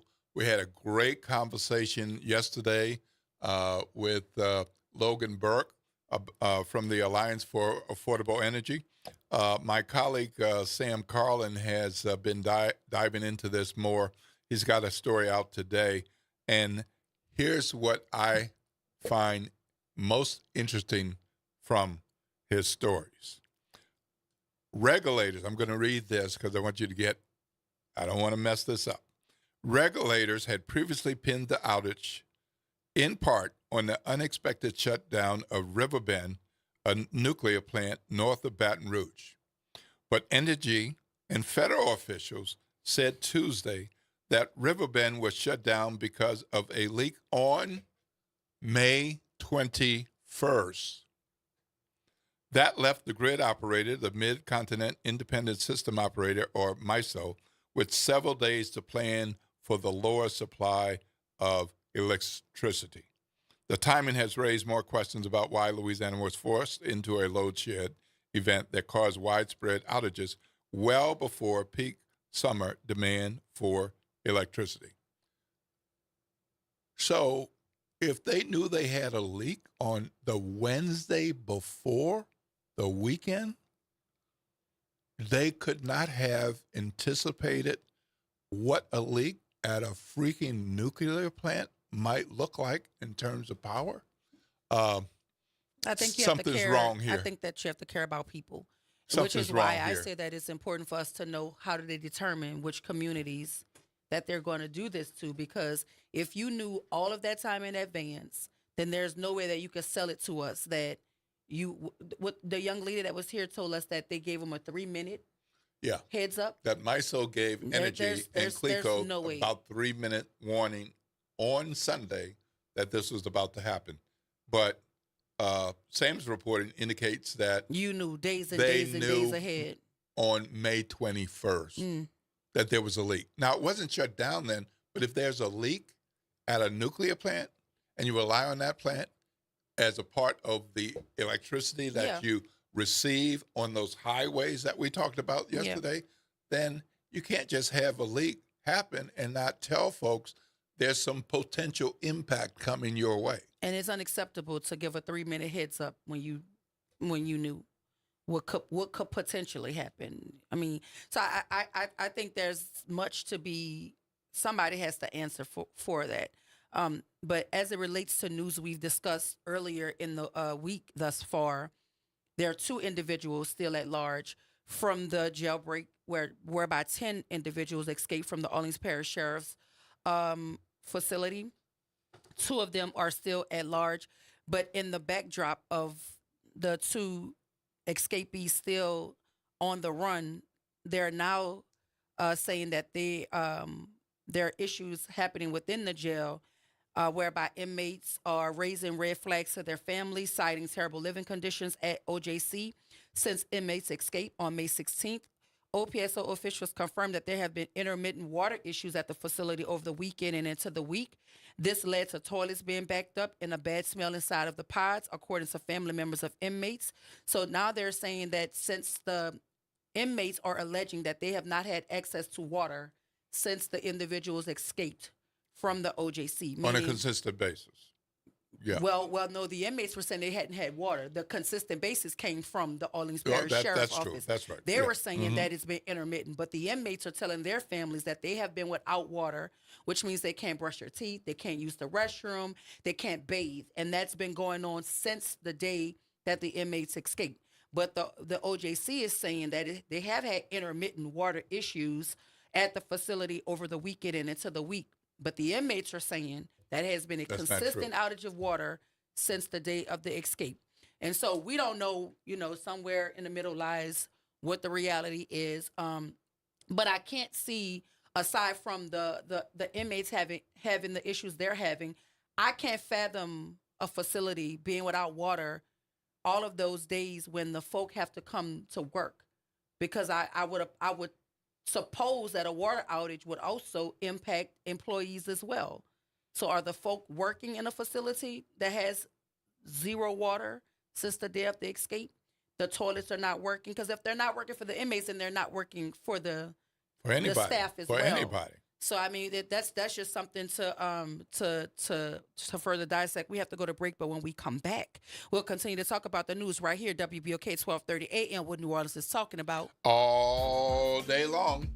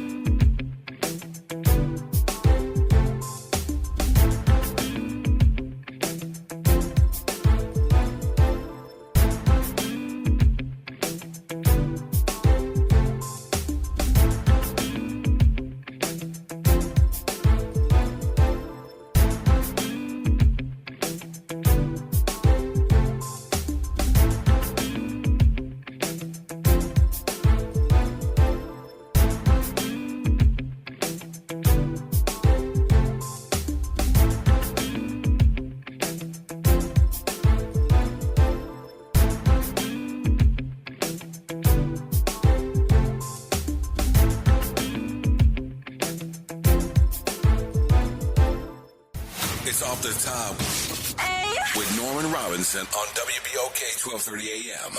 I'm sure y'all noticed the arrival of dozens of white South Africans granted permission by President Trump to resettle in this country as refugees persecuted in their country. Ironically, Trump and his administration claim that white Afrikaners are facing a genocide. Those claims have been strongly refuted by the South African government. The move by Trump has faced significant criticism for prioritizing white Afrikaners based on race, though his administration argues that other minority groups can be considered. Read that as anybody but black South Africans. Trump told reporters he offered safe refuge for the Afrikaners because they were being victimized, and he feels the same about anyone, black or white. Well, Mr. President, try telling that to the many thousands of black and brown people who are being victimized. People you won't provide the same refugee status in the United States. It sure seems that Mexican, Chinese, Haitian, and other non-white people are being treated differently. But I'm sure those unfortunate people don't have South African Elon Musk lobbying on their behalf. Musk, as you know, contributed $250 million to Trump's presidential campaign, and as a result, he's been granted non-elected co-president, world ambassador, and commerce and economic policy advisor status. Both Trump and Musk possess rather dubious opinions of we ebony-shaded human beings. Trump has consistently lobbed denigrating insults at black people, especially towards black women. A recent Huffington Post editorial listed the results of a survey in which ChatGPT was asked to list the number of people that Trump has called individuals of lower IQ, and you know, it's pretty racist. Tops among the list being targeted are former First Lady Michelle Obama, former Vice President Kamala Harris, and Congresswoman Jasmine Crockett, for whom the president has lodged his latest attack, calling her a lowlife and definitely a low IQ person.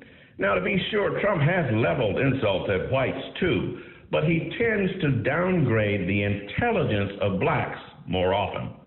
We've seen this movie before. It's as old as slavery and Jim Crow, and it's a reminder that tyranny never dies. It thrives on the absence of democracy and those who would fight to preserve it. If the president is basing the welcoming of white South Africans on perceived persecutions, maybe he should visit the National Museum of African American History and learn about the persecution of our people. This is Norman Robinson, Off the Top. New Orleans, are you ready for a voice that says what you're thinking? Who that, you might ask? Arrington Gavin. That's right, I'm your guy, host of the Arrington Gavin Show, giving you so much filled with bold opinions, real conversations, and zero sugarcoating. We're going to be diving into the issues that matter, politics, pop culture, and all the above, unfiltered and unafraid. Catch the Arrington Gavin Show weeknights from 7 p.m. to 8 p.m., Monday through Fridays, right here on WBOK, what New Orleans is talking about. Are you passionate about community safety and police accountability? Tune in to The Monitor's Mic, where we talk about oversight, policing, and you. Hosted by the Office of Independent Police Monitor, we're here to shine a light on policing issues that matter, from real-time policing updates to in-depth interviews. Get the facts and stay informed. We're breaking down complex issues, highlighting community voices, and holding people behind the badge accountable. Join us for an informative hour every Friday at noon on WBOK. Your city, your police, your show. The Monitor's Mic. Are you now, or ever wanted to, be in the biz? The NAACP Hollywood Bureau is proud to present Be in the Biz, a one-day symposium designed to share valuable information and access to some of the entertainment industry's top power brokers, writers, directors, producers, and storytellers from all forms of media. We'll learn about pitching techniques, adapting scripts to screen, collaboration between creatives and other media executives, and all the behind-the-scenes roles for creative professionals. Be in the Biz is coming to New Orleans on Saturday, May 31st at Studio B. For more information and to register, visit @Hollywood Bureau on Instagram. WBOK and LCMC Health are proud to present Keeping You Well Cafe, 60 minutes with LCMC Health, where the doctors speak directly to the people of New Orleans. LCMC Health is committed to improving the quality of care here in New Orleans, the Gulf South, and beyond. The Keeping You Well Cafe is another way for LCMC Health to engage with the community. At the Keeping You Well Cafe, LCMC Health joins WBOK and local businesses to answer your questions about wellness and health. Hey everybody, it's Kimber White Dupree. And it's Graylin Bryant Banks from the front porch. We're coming up next. Good morning, Wake Up. The Good Morning Show. Good morning. On WBOK.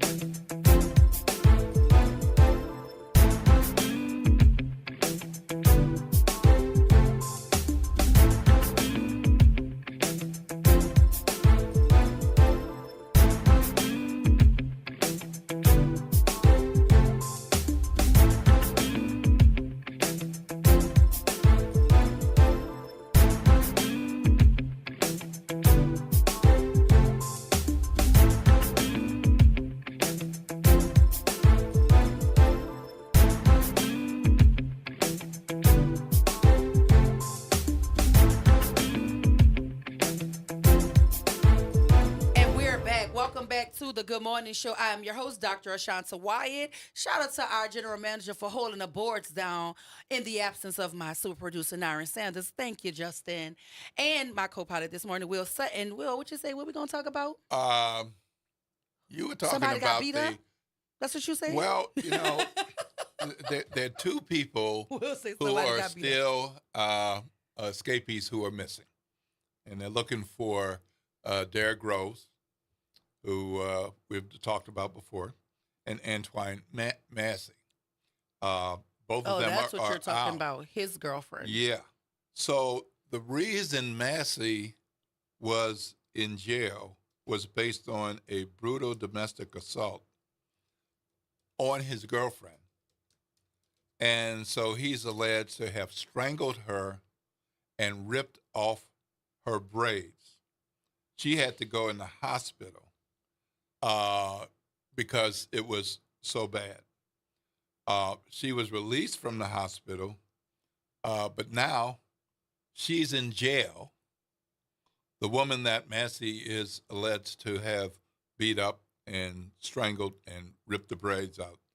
And she's now in jail because she was arrested for acting as a principal to an aggravated escape and obstructing justice. The 21-year-old woman is in Jefferson Parish Correctional Center, and that's according to jail records. Now, the story from Missy Wilkinson and Casey Bubnash doesn't name the person because the newspaper doesn't name victims in cases like that. But the documents apparently show that it's the current girlfriend of Massey, and that it's the same woman who allegedly beat up and strangled her, and that's why Massey was in jail. So Massey was arrested on March 25th and jailed without bond on charges of car theft and domestic abuse after this incident. And the woman who's now in jail is alleged to have been in contact frequently with Massey, including the night of the escape after 10 p.m., to call back and forth about where the indication is that where things stand, how soon you're going to be out, that kind of thing. And on the same phone that was inside the jail, according to court documents, Massey's baby's mama, who's in Texas, was also calling that phone to check on him to see how things were going. Calling what phone? A 757 number that was in the jail, allegedly in the hands of Mr. Massey. And we are getting this information from who? Court documents. Who is the author of the information? Who's the author of the information? Well, these are affidavits that have been filed, and so that's a part of. Because I want to know. So they have a transcription of a conversation. If it was on a burner phone, is this text messaging they have? Because you said that the young lady was asking, like information related to the escape. No, like that's the indication of that. But the documents show that it was a 727 area code phone that was called multiple times the night of the jailbreak. A 727 area code. Yes. Mm-hmm. So because here's gonna be my question: are we talking about a burner phone, or are we talking about the phone from the jail? Because that area code is associated with the new phone system that they have. Mm-hmm. That so she can't call that number. That number has to call out. Mm-hmm. So I'm confused on what they're talking about. I want to know. Well, the story says that according to the affidavit, the woman repeatedly called the voice over internet protocol phone number with a 727 area code after 10 p.m., which is the night of the mass jailbreak. See, that's what I'm telling you. The 727-349-1561 is a jail number. Mm-hmm. That is not a burner phone. It's not a cell phone. It's the number that calls you so that you can accept an inmate call. Somebody got to make this make sense to me. So you can call the number back and ask for a prisoner now? According to the affidavit. Somebody got to tell me what's going on. Don't tell me no lies now. Because what? The 727 number, because I had to check. You see, Will? Yep. Uh-huh. Mm-hmm. It's the 727 number is a jail number. It's not a number, because when the way that they have it written makes it seem like there's a burner phone inside of the prison or something, or it's a number that only this child this young man had access to, and the girl called it and was asking about. No, are you talking about they made these plans over the jail phone, and maybe they because the calls are recorded, right? Which would be curious, because I can't imagine that. Well, I guess after what happened, I can't imagine that nobody would be monitoring the phone. Right. Because say that. Say you heard it over the monitored phone line or something, but the way that I just heard you say it, it sounded to me like she was calling there. According to the affidavit that was reported in the story. So I didn't mishear and it's like, that. no. The affidavit, as reported in this story, says that she called a the 727 number. Yes.